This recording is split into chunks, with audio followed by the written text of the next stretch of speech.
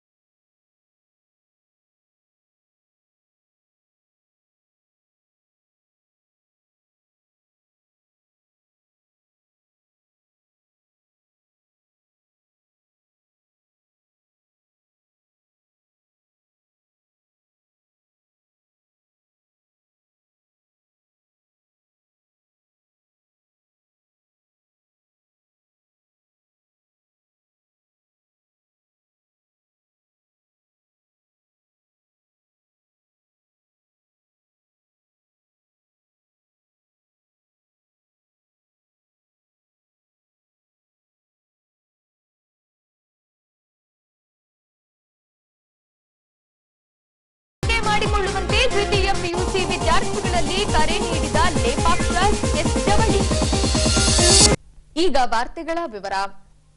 7ನೇ ವೇತನ ಆಯೋಗ ಪಡೆದು ಶೀಘ್ರದಲ್ಲಿ ಜಾರಿ ಮಾಡುವ ವಿಷಯ ಸೇರಿದಂತೆ ವಿವಿಧ ಬೇಡಿಕೆಗಳ ಈಡೇರಿಕೆಗೆ ಆಗ್ರಹಿಸಿ ಮಾರ್ಚ್ 1ರಿಂದ ಕರ್ನಾಟಕ ರಾಜ್ಯ ಸರ್ಕಾರಿ ನೌಕರರಿಂದ ಅನಿರ್ದಿಷ್ಟಾವಧಿ ಮುಷ್ಕರವನ್ನು ಪ್ರಾರಂಭಿಸಲು ನಿರ್ಧರಿಸಲಾಗಿದೆ. ಹಾಗಾಗಿ ಭವಿಷ್ಯದ ಬದುಕಿಗಾಗಿ ಕರ್ತವ್ಯಕ್ಕೆ ಗೈರು ಹಾಜರಾಗುವಂತೆ ರಾಜ್ಯ ಸರ್ಕಾರಿ ನೌಕರರಲ್ಲಿ ಕರೆ ನೀಡಲಾಗಿದೆ. ಈ ಅಂಶಕ್ಕೆ ಸಂಬಂಧಿಸಿದಂತೆ ಸ್ಥಳೀಯ ಜಿಲ್ಲಾ ಪತ್ರಿಕಾ ಭವನದಲ್ಲಿ ಕರ್ನಾಟಕ ರಾಜ್ಯ ಸರ್ಕಾರಿ ನೌಕರರ ಸಂಘ ವಿಜಯನಗರ ಜಿಲ್ಲಾ ಘಟಕದಿಂದ ರಾಜ್ಯದ ಎಲ್ಲಾ ಇಲಾಖೆಗಳ ವೃಂದ ಸಂಘಗಳ ಸಹಯೋಗದೊಂದಿಗೆ ಸುದ್ದಿಗೋಷ್ಠಿಯನ್ನ ಹಮ್ಮಿಕೊಳ್ಳಲಾಗಿತ್ತು. ಇನ್ನು ರಾಜ್ಯ ಸರ್ಕಾರಿ ನೌಕರರ ಸಂಘಗಳಿಂದ ತುರ್ತು ರಾಜ್ಯ ಕಾರ್ಯಕಾರಿಣಿ ಸಭೆ ನಡೆಸಲಾಗಿ ವಿವಿಧ ಬೇಡಿಕೆಗಳ ಈಡೇರಿಕೆಗೆ ಆಗ್ರಹಿಸಿ ಮಾರ್ಚ್ 1ರಿಂದ ಕರ್ತವ್ಯಕ್ಕೆ ಗೈರು ಹಾಜರಾಗುವ ಮೂಲಕ ಅನಿರ್ದಿಷ್ಟಾವಧಿ ಮುಷ್ಕರ ನಡೆಸಲಾಗುವುದೆಂದು ತಿಳಿಸಿದ್ದಾರೆ. ಕರ್ನಾಟಕ ರಾಜ್ಯ ಸರ್ಕಾರಿ ನೌಕರರ ಸಂಘ ಈಗಾಗಲೇ 1ನೇ ತಾರೀಕಿನಿಂದ ಮಾರ್ಚ್ 1ನೇ ತಾರೀಕಿನಿಂದ ನಮ್ಮ ನ್ಯಾಯಯುತ ಬೇಡಿಕೆಗಳು ಈಡೇರದೇ ಇದ್ದರೆ ರಾಜ್ಯಾದ್ಯಂತ ಎಲ್ಲ ಇಲಾಖೆಯ ಸರ್ಕಾರಿ ನೌಕರರು ಅನಿರ್ದಿಷ್ಟಾವಧಿಗೆ ಕರ್ತವ್ಯಕ್ಕೆ ಗೈರು ಹಾಜರಾಗುವ ಮೂಲಕ ಪ್ರತಿಭಟನೆ ಮಾಡಬೇಕು ಅಂತೇಳಿ ಈಗಾಗಲೇ ರಾಜ್ಯ ಸಂಘದ ತೀರ್ಮಾನ ಆಗಿರ್ತಕ್ಕಂಥದ್ದು. ಆ ಹಿನ್ನೆಲೆಯಲ್ಲಿ ನಮ್ಮ ಜಿಲ್ಲಾ ಹಂತದಲ್ಲಿ ಮತ್ತು ತಾಲೂಕು ಹಂತದಲ್ಲಿ ನಾವು ಪತ್ರಿಕಾ ಮಾಧ್ಯಮ ಗೋಷ್ಠಿಯನ್ನು ಕರೆದುಬಿಟ್ಟು ಸರ್ಕಾರಿ ನೌಕರರ ಅಹವಾಲನ್ನು ಮಂಡಿಸುವ ಮೂಲಕ ನಾವೇನು 1ನೇ ತಾರೀಕಿಂದ ಅನಿರ್ದಿಷ್ಟಾವಧಿಯ ಕರ್ತವ್ಯಕ್ಕೆ ಗೈರು ಹಾಜರಾಗ್ತಕ್ಕಂಥ ಕಾರ್ಯಕ್ರಮವನ್ನು ಪ್ರಾರಂಭ ಮಾಡ್ತಾ ಇದ್ದೇವೆ. ನಾವು ಕೆಲವು ನೀತಿ ಸಂಹಿತೆಗಳನ್ನು ಅಳವಡಿಸಿಕೊಂಡಿದ್ದೇವೆ. ನಾನು ಈ ಮೂಲಕ ನಮ್ಮ ಎಲ್ಲ ತಾಲೂಕು ಅಧ್ಯಕ್ಷರುಗಳು ಮತ್ತು ಜಿಲ್ಲಾ ಪದಾಧಿಕಾರಿಗಳು ಮತ್ತು ವೃಂದ ಸಂಘದ ಎಲ್ಲ ಅಧ್ಯಕ್ಷರುಗಳಲ್ಲಿ ಮನವಿ ಮಾಡ್ತೇನೆ. ನಾವು ಈಗಾಗಲೇ ರಾಜ್ಯ ಸಂಘದಲ್ಲಿ ಮೊನ್ನೆ ನಡೆದಂಥ ಎಲ್ಲ ವೃಂದ ಸಂಘಗಳ ಅಧ್ಯಕ್ಷರುಗಳ ನೇತೃತ್ವದಲ್ಲಿ ಕರ್ನಾಟಕ ರಾಜ್ಯ ಸರ್ಕಾರಿ ನೌಕರರ ಸಂಘದ ಉನ್ನತ ಸಮಿತಿ ಏನು ತೆಗೆದುಕೊಂಡಿರ್ತಕ್ಕಂಥ ತೀರ್ಮಾನದಂತೆ ಕೇವಲ ನಾವೆಲ್ಲರೂ ಕೂಡ ಎಲ್ಲ ಇಲಾಖೆಯ ನೌಕರರು, ಆರೋಗ್ಯ ಇಲಾಖೆ ಇರ್ಬೋದು, ಖಜಾನೆ ಇಲಾಖೆ ಇರ್ಬೋದು, ಉಪನೋಂದಣಿ ಸಬ್ ರಿಜಿಸ್ಟ್ರಾರ್ ಕಚೇರಿ ಇರ್ಬೋದು, ಕಂದಾಯ ಇಲಾಖೆ ಇರ್ಬೋದು, ಶಿಕ್ಷಣ ಇಲಾಖೆ ಇರ್ಬೋದು, ಪದವಿ ಪೂರ್ವ ಶಿಕ್ಷಣ ಇಲಾಖೆ ಇರ್ಬೋದು, ಉಳಿದ ನಮ್ಮ ಏನು ಎಲ್ಲ ರಾಜ್ಯ ಸರ್ಕಾರಿ ನೌಕರರು ಎಲ್ಲ ಇಲಾಖೆಗಳ ನೌಕರರು ನಾವು ಕೇವಲ ಅನಿರ್ದಿಷ್ಟಾವಧಿಗೆ ಕರ್ತವ್ಯಕ್ಕೆ ಗೈರು ಹಾಜರು ಮಾತ್ರ ಆಗ್ತಾ ಇದ್ದೀವಿ. ನಾವು ಯಾವುದೇ ಪ್ರತಿಭಟನೆಯನ್ನಾಗಲಿ ಅಥವಾ ಟೆಂಟ್ ಹಾಕಿ ನಾವು ಹೋರಾಟವನ್ನಾಗಲಿ ಮಾಡ್ತಾ ಇಲ್ಲ. ಕೇವಲ ಅಸಹಕಾರ ಚಳವಳಿಯನ್ನು ಮಾತ್ರ ಮಾಡ್ತಾ ಇದ್ದೀವಿ. ಆದ್ದರಿಂದ ಈ ಮೂಲಕ ನನ್ನ ಜಿಲ್ಲೆಯ ಎಲ್ಲ ಸಮಸ್ತ ಸರ್ಕಾರಿ ನೌಕರರಲ್ಲಿ ವಿನಂತಿಯನ್ನು ಮಾಡ್ಕೊಳ್ತೇನೆ. ತಾವ್ಯಾರೂ ಕೂಡ ಸರ್ಕಾರದ ವಿರುದ್ಧ ಘೋಷಣೆಯನ್ನು ಕೂಗ್ತಕ್ಕಂಥದ್ದಾಗಲಿ ಅಥವಾ ನಮ್ಮ ಒಂದು ಮುಷ್ಕರಕ್ಕೆ ನಾವು ಬಹಿರಂಗ ಸಭೆಗಳನ್ನು ಏರ್ಪಡಿಸ್ತಕ್ಕಂಥದ್ದಾಗಲಿ ಅಥವಾ DC ಕಚೇರಿ ಇರ್ಬೋದು, ತಾಲೂಕು ಕಚೇರಿ ಒಳಗೊಂಡಂತೆ ಮಾನ್ಯ ರಾಜ್ಯಾಧ್ಯಕ್ಷರು ಸೂಚನೆ ಕೊಡೋವರೆಗೂ ನಾವೆಲ್ಲೂ ಕೂಡ ಟೆಂಟ್ ಹಾಕಿ ನಮ್ಮ ಶಕ್ತಿ ಪ್ರದರ್ಶನವನ್ನಾಗಲಿ ಬಲ ಪ್ರದರ್ಶನವನ್ನಾಗಲಿ ಮಾಡ್ತಕ್ಕಂಥದ್ದಲ್ಲ. ನಾವು ಕೇವಲ ಅನಿರ್ದಿಷ್ಟಾವಧಿಗೆ ಸರ್ಕಾರಕ್ಕೆ ಅಸಹಕಾರ ಮಾಡೋದ್ರ ಮೂಲಕ ನಮ್ಮ ಕರ್ತವ್ಯಕ್ಕೆ ಗೈರು ಹಾಜರಾಗ್ತಕ್ಕಂಥದ್ದನ್ನು ಮಾತ್ರ ಮಾಡಬೇಕು ಅಂತೇಳಿ ನಾನು ಈ ಸಂದರ್ಭದಲ್ಲಿ ನಮ್ಮ ವಿಜಯನಗರ ಜಿಲ್ಲೆಯ ಸಮಸ್ತ ಸರ್ಕಾರಿ ನೌಕರರಲ್ಲಿ ವಿನಂತಿಯನ್ನು ಮಾಡಿಕೊಳ್ಳುತ್ತೇನೆ. ಅದೇ ರೀತಿ ನಮ್ಮ ನ್ಯಾಯಯುತ ಬೇಡಿಕೆಯಾದ ವೇತನ ಪರಿಷ್ಕರಣೆಗೆ ಸಂಬಂಧಿಸಿದ ಮಧ್ಯಂತರ ವರದಿಯನ್ನ 7ನೇ ವೇತನ ಆಯೋಗದಿಂದ ಶೀಘ್ರವಾಗಿ ಪಡೆದು 2022 ಜುಲೈ 1ರಿಂದ ಜಾರಿಗೆ ಬರುವಂತೆ ಸರ್ಕಾರಿ ಆದೇಶ ಹೊರಡಿಸಿ ಅನುಷ್ಠಾನಕ್ಕೆ ತರಬೇಕು ಮತ್ತು ಪಂಜಾಬ್, ರಾಜಸ್ಥಾನ್, ಛತ್ತೀಸ್ಗಢ, ಜಾರ್ಖಂಡ್ ಹಾಗೂ ಹಿಮಾಚಲ ಪ್ರದೇಶ ರಾಜ್ಯಗಳ ಮಾದರಿಯಲ್ಲಿ ಎನ್ಪಿಎಸ್ ರದ್ದುಪಡಿಸಿ ಹಳೆ ಪಿಂಚಣಿ ಯೋಜನೆಯನ್ನ ಜಾರಿಗೊಳಿಸಬೇಕೆಂಬ ಬೇಡಿಕೆಗಳನ್ನಿರಿಸಿಕೊಂಡು ಮಾರ್ಚ್ 1ರಿಂದ ಅನಿರ್ದಿಷ್ಟಾವಧಿ ಮುಷ್ಕರವನ್ನ ಪ್ರಾರಂಭಗೊಳಿಸಲಾಗುವುದೆಂದು ರಾಜ್ಯ ಸರ್ಕಾರಿ ನೌಕರರ ಸಂಘದ ಜಿಲ್ಲಾಧ್ಯಕ್ಷರಾದ ಮಲ್ಲಿಕಾರ್ಜುನ ಗೌಡರವರು ಈ ವೇಳೆ ಮಾಧ್ಯಮ ಮಿತ್ರರಿಗೆ ಮುಷ್ಕರ ಕುರಿತು ಮಾಹಿತಿ ನೀಡಿದ್ದಾರೆ. ನಾವು ಕೋವಿಡ್-19 ಕಾರ್ಯವಾಗಲಿ ಹಾಗೂ ನೆರೆ ಹಾವಳಿ ಆಗಲಿ, ಹೀಗೆ ಪ್ರಕೃತಿ ವಿಕೋಪದ ಸಂದರ್ಭದಲ್ಲಿ ರಾಜ್ಯ ಸರ್ಕಾರಿ ನೌಕರರು ಅತ್ಯಂತ ಪ್ರಾಮಾಣಿಕತೆಯಿಂದ, ಆಡಳಿತದ ಒಂದು ವಿಚಾರದಲ್ಲಿ ಕೂಡ ಅತ್ಯಂತ ಪ್ರಾಮಾಣಿಕತೆಯಿಂದ ನಾವೆಲ್ಲ ಕಾರ್ಯವನ್ನು ನಿರ್ವಹಿಸ್ತಿದ್ದೀವಿ. ಸುಮಾರು 6.5 ಲಕ್ಷ ಜನ ಸರ್ಕಾರಿ ನೌಕರರು, 3 ಲಕ್ಷ ಜನ ನಿಗಮ ಮಂಡಳಿ ನೌಕರರು ಹಾಗೂ 3 ಲಕ್ಷ ಜನ ನಿವೃತ್ತ ನೌಕರರು, ಸುಮಾರು 11 ಲಕ್ಷ ಜನ ಸರ್ಕಾರಿ ನೌಕರರು ವ್ಯಾಪ್ತಿಗೆ ಬರ್ತಿವೆ. ಆದರೆ ಸರ್ಕಾರಿ ಒಂದು ಬಡ್ಜೆಟ್ನಲ್ಲಿ ನಾವೇನು ಮೊನ್ನೆ ನಡೀತು ಬಡ್ಜೆಟ್ನಲ್ಲಿ ಈ ಹಿಂದೆ ಆಗಲೇ 1 ವರ್ಷದ ಹಿನ್ನೆಲೆಯಲ್ಲಿ ಈಗ ನಮಗೆ 1/7/2022ರಿಂದನೇ ವೇತನ ಆಯೋಗ ರಚನೆ ಆಗಿ ಅದು ನಮಗೆ ಬರಬೇಕಾಗಿತ್ತು.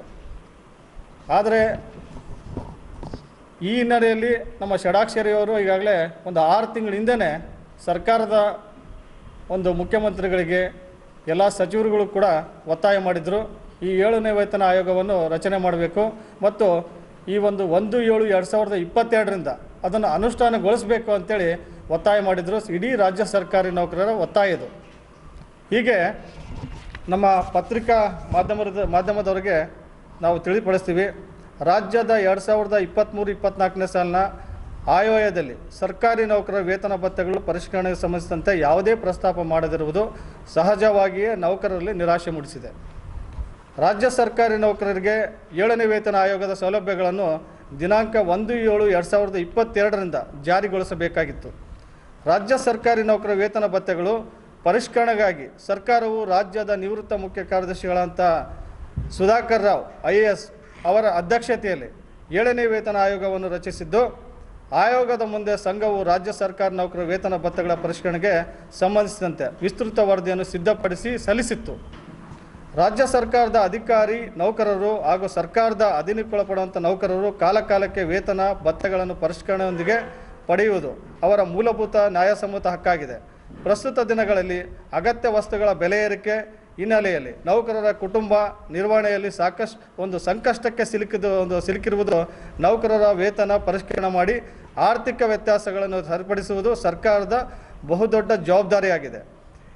ಈ ನಿರ್ಲಕ್ಷ್ಯ ವಹಿಸಿರುವುದಕ್ಕೆ ಸಭೆಯು ಒಕ್ಕರ್ಲಿಂದ ಅಸಮ್ಮತಿ ವ್ಯಕ್ತಪಡಿಸಿ ಬೇಡಿಕೆಗಳ ಈಡೇರಿಕೆಗಾಗಿ ಸರ್ಕಾರವನ್ನು ಒತ್ತಾಯಿಸಿ ದಿನಾಂಕ 1/3/2023ರಿಂದ ರಾಜ್ಯದ ಸಮಸ್ತ ಸರ್ಕಾರಿ ನೌಕರರು ಕರ್ತವ್ಯಕ್ಕೆ ಗೈರು ಹಾಜರಾಗುವ ಮೂಲಕ ಅನಿರ್ದಿಷ್ಟಾವಧಿ ಮುಷ್ಕರಕ್ಕೆ ಕರೆ ನೀಡಲು ನಿರ್ಣಯ ಕೈಗೊಂಡಿದೆ. ಹಾಗೂ ಸರ್ಕಾರದ ಅಧೀನಕ್ಕೊಳಪಡುವಂಥ ನೌಕರರಿಗೆ 1/7/2022ರಿಂದ ಪರಿಷ್ಕೃತ ವೇತನ ಭತ್ಯೆಗಳಿಗೆ ಅರ್ಹರಾಗಿದ್ದು 6ನೇ ವೇತನ ಆಯೋಗದ ಮಾದರಿಯಂತೆ 7ನೇ ವೇತನ ಆಯೋಗದಿಂದ ಶೀಘ್ರವಾಗಿ ಮಧ್ಯಂತರ ವರದಿಯನ್ನು ಪಡೆದು ಚುನಾವಣಾ ನೀತಿ ಸಂಹಿತೆ ಜಾರಿಗೆ ಮೊದಲು 40% ಫಿಟ್ಮೆಂಟ್ ಸೌಲಭ್ಯವನ್ನು ದಿನಾಂಕ 1/7/2022ರಿಂದ ಜಾರಿಗೆ ಬರುವಂತೆ ಸರ್ಕಾರಿ ಆದೇಶವನ್ನು ಹೊರಡಿಸುವುದು ಸಂಘದ ಪ್ರಮುಖ ಬೇಡಿಕೆ ಇದು.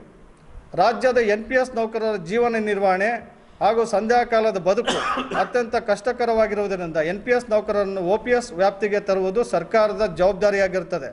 ಈಗಾಗಲೇ ಪಂಜಾಬ್, ರಾಜಸ್ಥಾನ್, ಛತ್ತೀಸ್ಗಢ, ಜಾರ್ಖಂಡ್, ಹಿಮಾಚಲ ಪ್ರದೇಶ ರಾಜ್ಯಗಳಲ್ಲಿ ಹಳೆ ಪಿಂಚಣಿ ಯೋಜನೆಯನ್ನು ಜಾರಿಗೆ ತಂದಿದ್ದು, ಅದೇ ಮಾದರಿಯಲ್ಲಿ ಕರ್ನಾಟಕದಲ್ಲೂ ಸಹ NPS ಒಂದು ಯೋಜನೆಯನ್ನು ರದ್ದುಪಡಿಸಿ ಹಳೆ ಪಿಂಚಣಿ ಯೋಜನೆಯನ್ನು ಜಾರಿಗೊಳಿಸಬೇಕೆಂದು ಇದು 2ನೇ ಪ್ರಮುಖ ಬೇಡಿಕೆ ಸಂಘದ್ದು.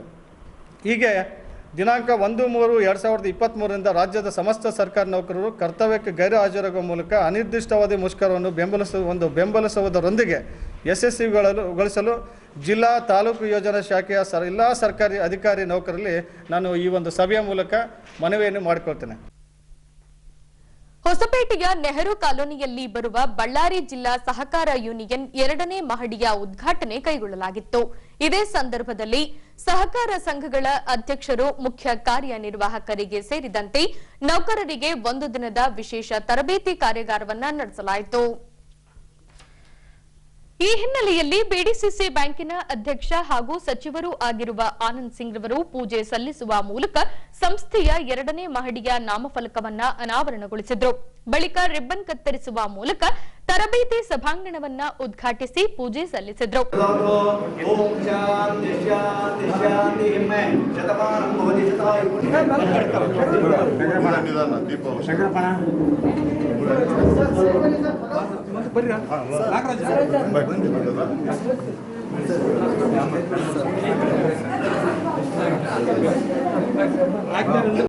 ನಂತರ ವೇದಿಕೆ ಮೇಲಿನ ದೀಪ ಬೆಳಗಿಸಿದ ನಂತರ ಮಾತನಾಡಿದ ಅವರು, ಸಹಕಾರ ಸಂಸ್ಥೆಗಳು ರೈತರಿಗೆ ಸೇರಿದಂತೆ ಕಟ್ಟಕಡೆಯ ವ್ಯಕ್ತಿಗೆ ಸಹಕರಿಸಿಕೊಂಡು ಬರುತ್ತಿದೆ.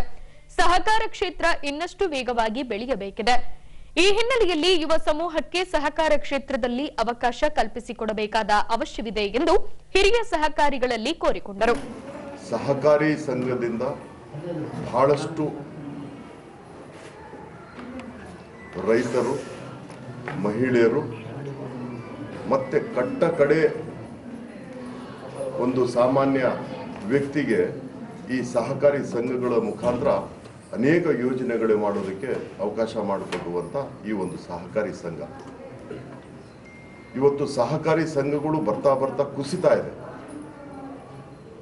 ಈ ಒಂದು ಪದ್ಧತಿ ನಾವು ಕುಸಿಬಾರ್ದಂದಾಗ ಇಂಥ ಹಿರಿಯರ ಮಾರ್ಗದರ್ಶನದಲ್ಲಿ ಈ ಸಹಕಾರಿ ಸಂಘಗಳು ಬಹಳಷ್ಟು ನಿಷ್ಠೆಯಿಂದ, ಬಹಳಷ್ಟು ಪ್ರಾಮಾಣಿಕವಾಗಿ ಇದರಲ್ಲಿ ಲಾಭದಾಯಕದ ವಿಚಾರ ಇಟ್ಕೊಂಡು ಸಹಕಾರ ಸಂಘ ನಡೆಸಬೇಕಂದಾಗ ಕಷ್ಟ ಆಗುತ್ತೆ.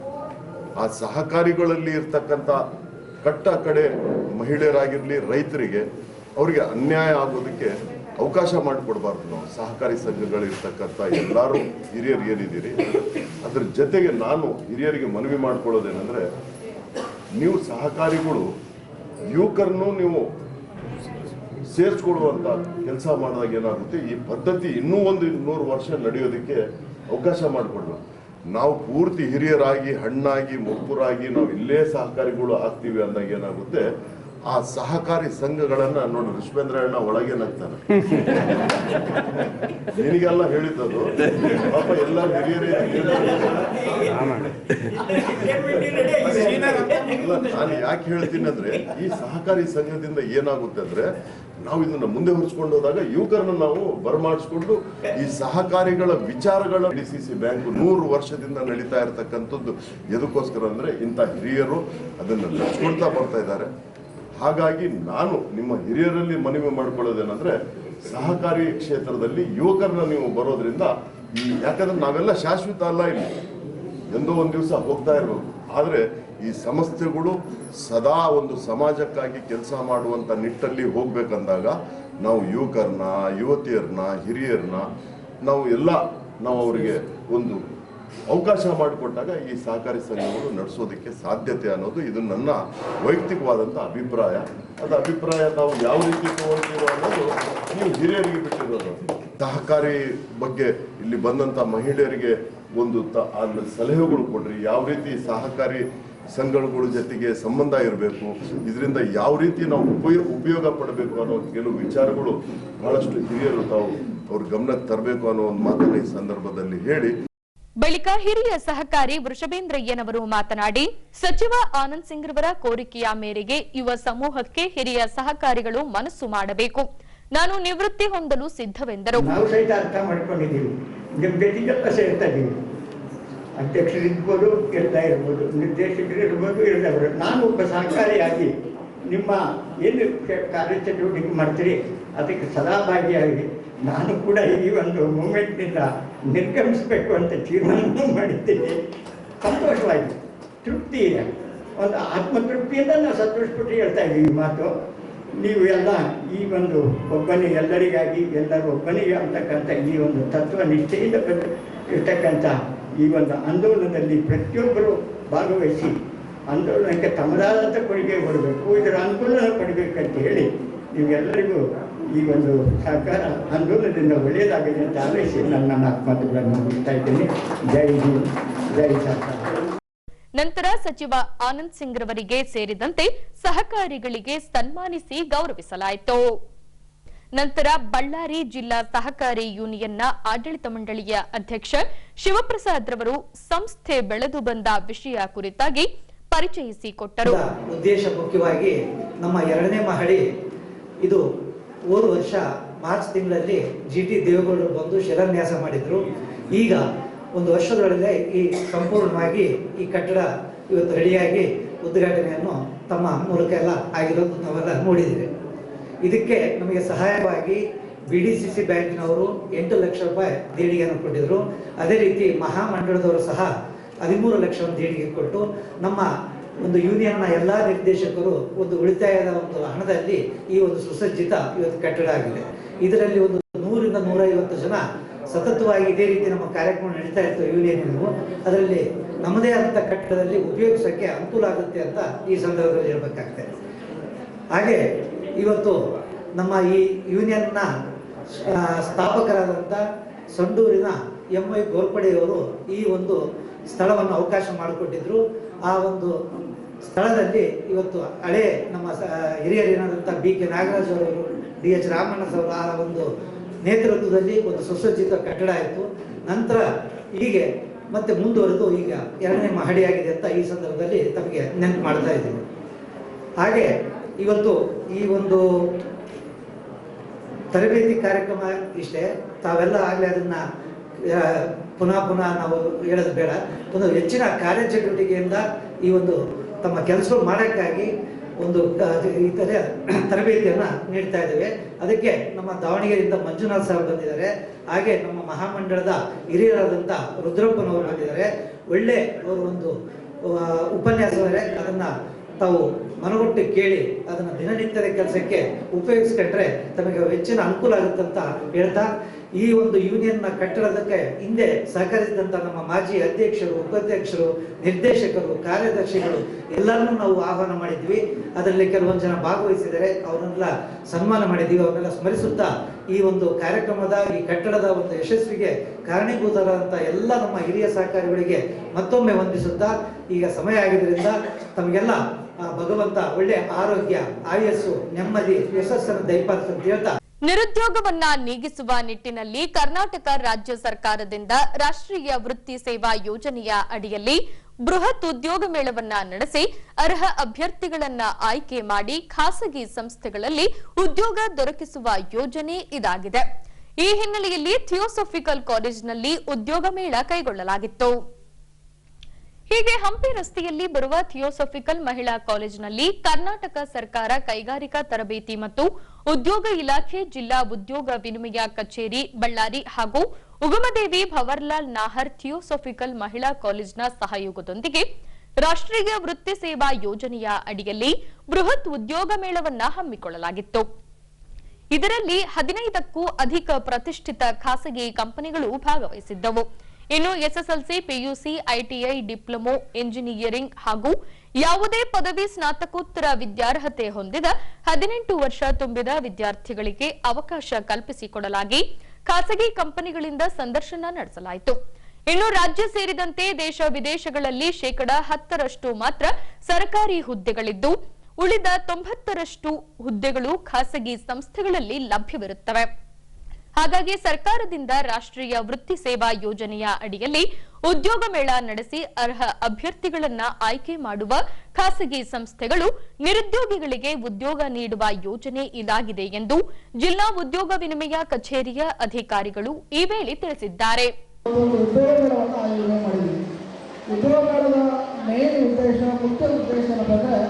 ಸರ್ಕಾರ ಎಲ್ಲ ನಿರುದ್ಯೋಗ ಅಭ್ಯರ್ಥಿಗಳಿಗೆ ಸರ್ಕಾರಿ ಉದ್ಯೋಗವನ್ನು ಕೊಡಿಸಲಿಕ್ಕೆ ಸಾಧ್ಯ ಇಲ್ಲ.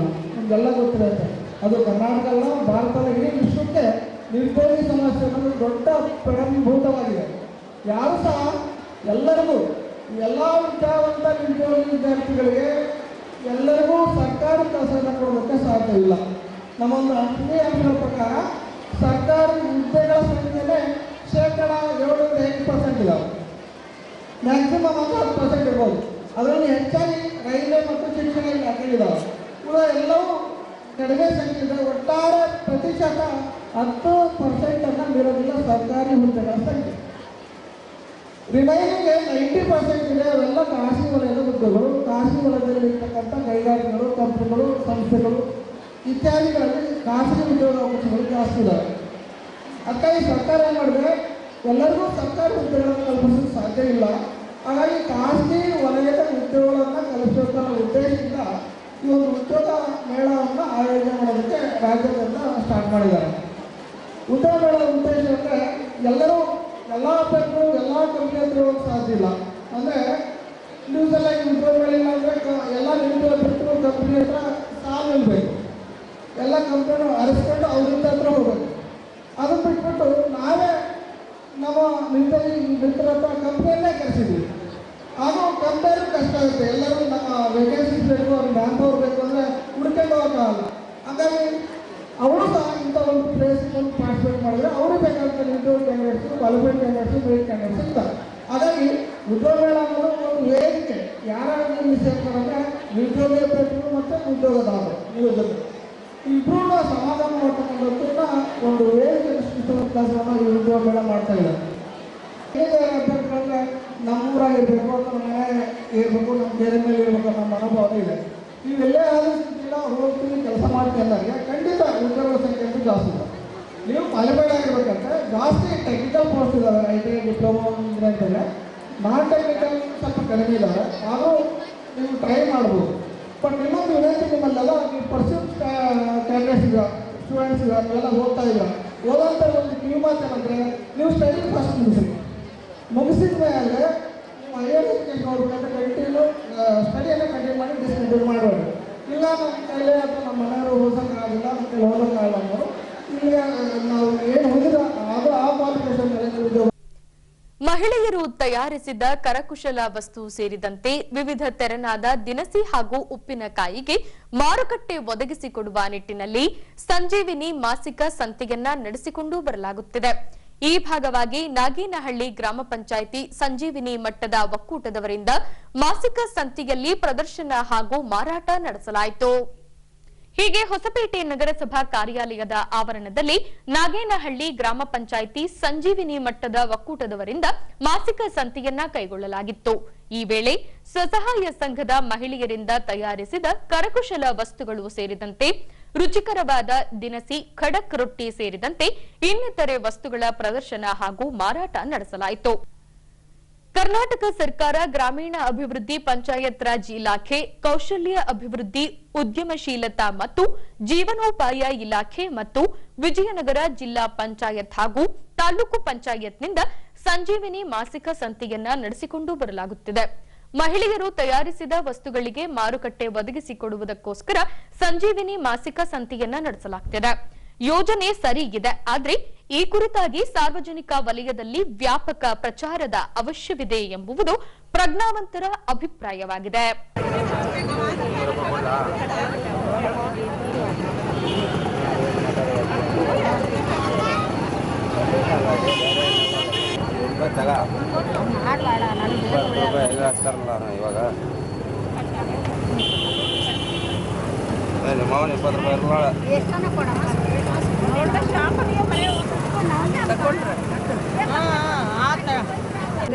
ನಾವಿಲ್ಲಲ್ಲ ಆರ್ಕ ಬರಪೂನ ಸಾಮೆ ಎಲ್ಲ ಇದೆ.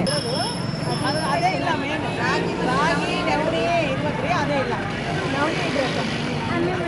ನವಣಿನ ಕೇಳೋದು ಜನ ಜಾಸ್ತಿ.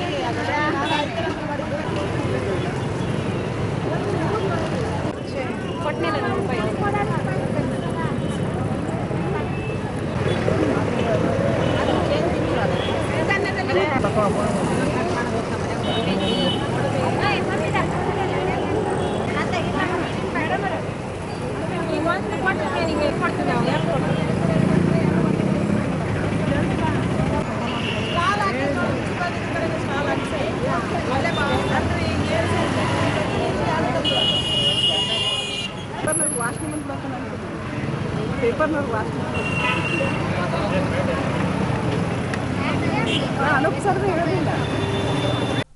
ಈಗ ಫೋಟೋ ಕ್ಲಿಕ್ ಸುದ್ದಿ. ಟಿಬಿಡಂನ ಪಿಎಲ್ಸಿ ಕಾಲೋನಿಯಲ್ಲಿ ಬರುವ ಜವಳೀಸ್ ಸೈನ್ಸ್ ಅಂಡ್ ಕಾಮರ್ಸ್ PU ಕಾಲೇಜಿನಲ್ಲಿ ದಿನಾಂಕ 25ರಿಂದ 2 ದಿನಗಳ ಕಾಲ ದ್ವಿತೀಯ PUC ವಿದ್ಯಾರ್ಥಿಗಳಿಗಾಗಿ ಗಣಿತಶಾಸ್ತ್ರ ವಿಷಯದ ಮೇಲೆ ಉಚಿತ ಗಣಿತಶಾಸ್ತ್ರ ಪೂರ್ವ ಸಿದ್ಧತಾ ಕಾರ್ಯಾಗಾರವನ್ನ ನಡೆಸಲಾಗುತ್ತಿದೆ. ಈ ಕಾರ್ಯಾಗಾರವನ್ನ ಧಾರವಾಡದ ಹಿರಿಯ ಗಣಿತಶಾಸ್ತ್ರ ಉಪನ್ಯಾಸಕರಾದ ಶಿವಾನಂದ ಪಾಟೀಲ್ ರವರಿಂದ ನಡೆಸಿಕೊಡಲಾಗುತ್ತದೆ. ಆಸಕ್ತ ದ್ವಿತೀಯ PUC ವಿದ್ಯಾರ್ಥಿಗಳು ಉಚಿತ ಕಾರ್ಯಾಗಾರದ ಸದ್ಬಳಕೆ ಮಾಡಿಕೊಳ್ಳುವಂತೆ ಜವಳೀಸ್ PU ಕಾಲೇಜಿನ ವ್ಯವಸ್ಥಾಪಕ ಹಾಗೂ ಗಣಿತ ತಜ್ಞರೂ ಆಗಿರುವ ಲೇಪಾಕ್ಷ ಜವಳೀರವರು ದ್ವಿತೀಯ PUC ವಿದ್ಯಾರ್ಥಿಗಳಿಗೆ ಕರೆ ನೀಡಿದ್ದಾರೆ. ಈಗ ಪೊಲೀಸ್ ಪ್ರಕಟಣೆ. ಎಷ್ಟೇ ಹಳೆಯ ಬಂಗಾರವಿರಲಿ, ಪಾಲಿಶ್ ಮಾಡಿದ ಮೇಲೆ ಹೊಸದೇ ರೀತಿಯಲ್ಲಿ ಕಾಣ್ತದೆ ತಾಯಿ, ನೋಡಿ.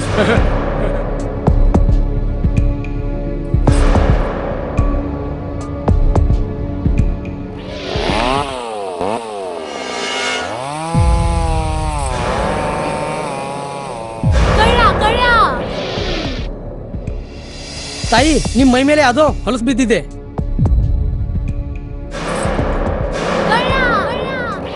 ಇಲ್ಲಿ ತಾಯಿ, ನಾನು ಪೊಲೀಸ್. ಅಲ್ಲಿ ಮುಂದೆ ದಾರಿಲಿ ದೊಡ್ಡ ಗಲಾಟೆ ಆಗಿದೆ. ಮತ್ ನೀವು ಇಷ್ಟೆಲ್ಲ ಒಡವೆ ಹಾಕೊಂಡು ತಿರುಗಾಡ್ತಾ ಇದ್ದೀರಾ. ಈ ಒಡವೆಗಳನ್ನ ಈ ವಸ್ತ್ರದಲ್ಲಿ ಕಟ್ಟಿ ಪರ್ಸ್ನಲ್ಲಿ ಇಡಿ. ಹಾಕಿ ಪರ್ಸ್ನಲ್ಲಿ ಇಡೋಣ. ಅಲ್ಲೇ ಮುಂದ್ಗಡೆ ಆಗಿದೆ. ಇದು ತಗೊಳ್ಳಿ ತಾಯಿ.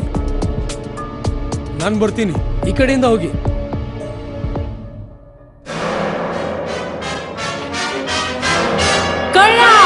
ಇಂತಹ ಮೋಸದ ಸಂಗತಿ ನಿಮಗೂ ನಡೆಯಬಹುದು. ತಮ್ಮ ಬೆಲೆ ಬಾಳುವ ಒಡವೆ ಆಭರಣ ವಸ್ತುಗಳನ್ನು ಎಚ್ಚರಿಕೆಯಿಂದ ಕಾಪಾಡಿ. ಯಾವುದೇ ಮಾತುಗಳಿಗೆ ಮರುಳಾಗಬೇಡಿ. ಸಂಶಯಾಸ್ಪದ ರೀತಿಯಲ್ಲಿ ಯಾರಾದರೂ ಕಂಡು ಬಂದರೆ ಸಮೀಪದ ಪೊಲೀಸ್ ಠಾಣೆಯನ್ನು ಸಂಪರ್ಕಿಸಿರಿ. ಈಗ ಕೊನೆಯಲ್ಲಿ ಮತ್ತೊಮ್ಮೆ ವಾರ್ತೆಗಳ ಮುಖ್ಯಾಂಶಗಳು.